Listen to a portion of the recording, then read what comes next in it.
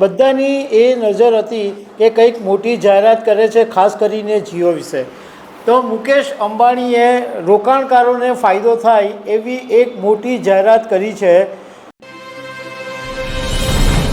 Reliance ઇન્ડસ્ટ્રીઝની 48મી વાર્ષિક સાધારણ સભા હતી અને બધાની નજર હતી કે મુકેશ અંબાણી આ વાર્ષિક સાધારણ સભામાં શું જાહેરાત કરે છે. બધાની એ નજર હતી કે કંઈક મોટી જાહેરાત કરે છે, ખાસ કરીને જીઓ વિશે. તો મુકેશ અંબાણીએ રોકાણકારોને ફાયદો થાય એવી એક મોટી જાહેરાત કરી છે. જીઓના આઈપીઓને લઈને મુકેશ અંબાણીએ જાહેરાત કરી છે કે જીઓનો આઈપીઓ ક્યારે આવશે. તો આના વિશે હું તમારી સાથે વાત કરીશ. મારું નામ રાજેશ શાહ છે અને તમે જોઈ રહ્યા છો ગુજરાતના સૌથી મોટા ડિજિટલ ન્યૂઝ પ્લેટફોર્મ ખબરછે.com.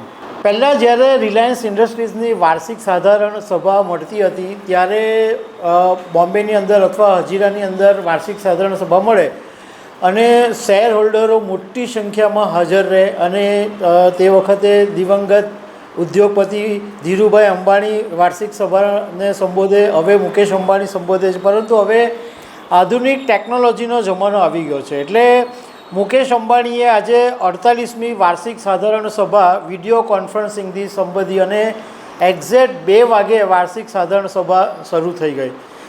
એમણે આમ તો ઘણી બધી જાહેરાતો કરી, પરંતુ જે લોકોને રસ છે એ મહત્ત્વની જાહેરાત એ છે કે મુકેશ અંબાણીએ કીધું કે જીઓનો આઈપીઓની તૈયારી ચાલુ થઈ ગઈ છે અને 2026ના અર્ધ વાર્ષિક સમયમાં એટલે લગભગ જૂન મહિના સુધીમાં જીઓનો આઈપીઓ આવશે. જીઓ શેર બજારની અંદર લિસ્ટિંગ થશે અને સાથે સાથે એમણે એવું પણ કીધું કે આ આઈપીઓ બતાવશે કે જીઓ પોતાની બરોબરીની કંપનીઓ છે એની જેમ ભારી વેલ્યુએશન પેદા કરવામાં સક્ષમ છે. એટલે ગ્લોબલ લેવલનો આઈપીઓ આવશે એવું મુકેશ અંબાણીએ જાહેરાત કરી.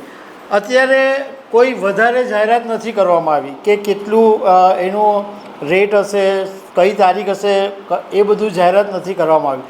પરંતુ જે એક શક્યતા હતી કે જીઓનો આઈપીઓ આવી રહ્યો છે એની ઉપર મુકેશ અંબાણીએ મોહર મારી દીધી છે. એટલે હવે જીઓનો આઈપીઓ આવવાનો છે એ વાત નક્કી થઈ ગઈ છે. આની અંદર મુકેશ અંબાણીએ એવું પણ કીધું કે રિલાયન્સે 5G ફિક્સ બ્રોડબેન્ડ અને એઆઈ ટેકનોલોજીમાં મોટું રોકાણ કર્યું છે અને જાણકારોનું માનવું છે કે જીઓ એક વખત શેરબજારની અંદર લિસ્ટ થશે એટલે રિટેલ રોકાણકારોને માટે એક મોટી તક ઊભી થવાની છે અને આ આઈપીઓ દ્વારા કંપનીની જે વેલ્યુએશન છે એ 12થી 13 લાખ કરોડ રૂપિયા ઉપર પહોંચવાની છે. અને નાણાકીય વર્ષ 2025ની અંદર જીઓની જે રેવન્યુ છે એ 1.28 લાખ કરોડ થઈ છે. સાથે સાથે મુકેશ અંબાણીએ એમ પણ કીધું કે જીઓનો જે ગ્રાહક નેટવર્ક છે એ 50 કરોડને પાર કરી ગયું છે. આ સિવાય જીઓના નવા લોન્ચિંગ વિશે પણ વાત કરી કે નવા 4 લોન્ચિંગ થવાના છે. એમાં એક RIYA રિયા છે, એ કન્ટેન્ટ પર વોઇસ સર્ચ કરશે. એક વોઇસ પ્રિન્ટ છે જે ભારતીય ભાષાઓમાં AI ડબિંગ પ્લસ લિપ સિંકનું કામ કરશે. એક જીઓ લેન્સ કરીને LENZ એ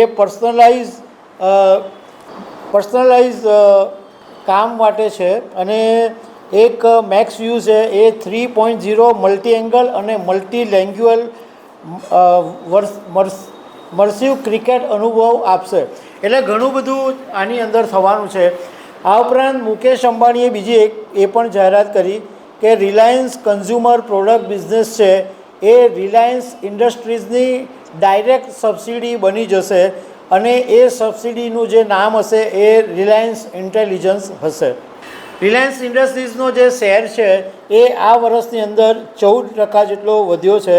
જો કે આજે જ્યારે વાર્ષિક સાધારણ સભાની જાહેરાત થઈ ત્યારે રિલાયન્સના શેરની અંદર સામાન્ય ઘટાડો જોવા મળ્યો છે.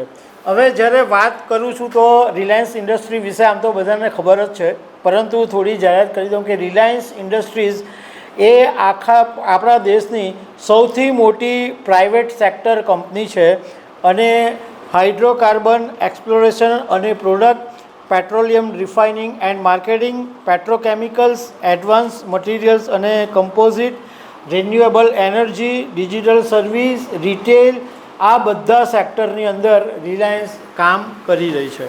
તો દર્શક મિત્રો, આવી અનેક વાતો સાથે અમે તમને મળતા રહીશું. Thank you very much.